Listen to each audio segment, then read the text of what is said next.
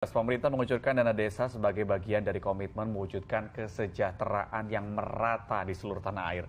Dengan partisipasi aktif dari warga dan perangkat desa, dana desa ternyata bisa terserap dengan baik, bahkan mampu mengentaskan 10.000 desa tertinggal menjadi desa mandiri. Ya, salah satunya seperti Desa Bojongkulur di Kabupaten Bogor, Jawa Barat.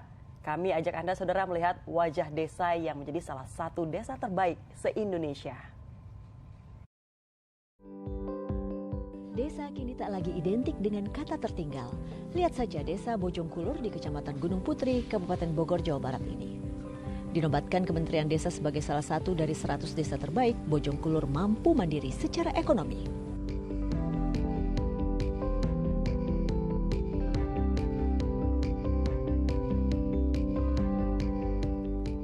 Sejak adanya dana desa dari Kementerian Desa, pembangunan infrastruktur seperti perbaikan jalan dan saluran air atau drainase jadi prioritas utama.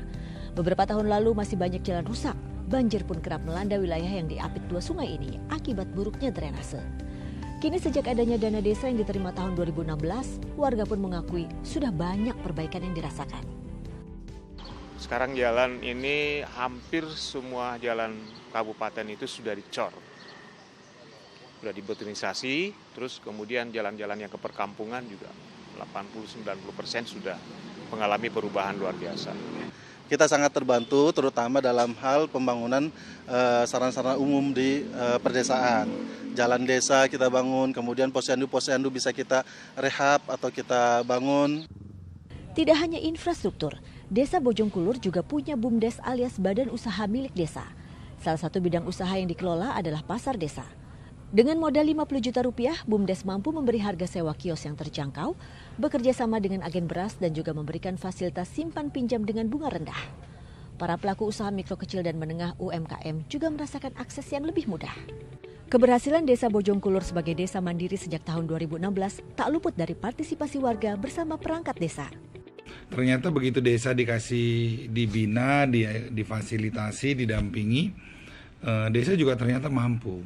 Jadi sekarang kita lihat pemerintahan ini kan ditargetkan menurut RPJM untuk mengentaskan 5.000 desa berkembang menjadi desa tertinggal menjadi desa berkembang, karena bisnis modelnya benar, karena partisipasi dari desa dan perangkat desa dilibatkan. Dari surveinya yang dilakukan oleh Pak Ivanovic, sosiolog dari IPB, itu sudah lebih dari 10.000 desa yang terentaskan. Jadi target sampai 2019 sudah terlampaui 2 kali lipat. Komitmen pemerintah untuk memeratakan kesejahteraan di seluruh wilayah Indonesia melalui dana desa sudah berlangsung sejak 2015. Dengan anggaran 60 triliun rupiah, tiap desa di tanah air mendapat dana desa antara 800 juta hingga 3,5 miliar rupiah setiap tahun.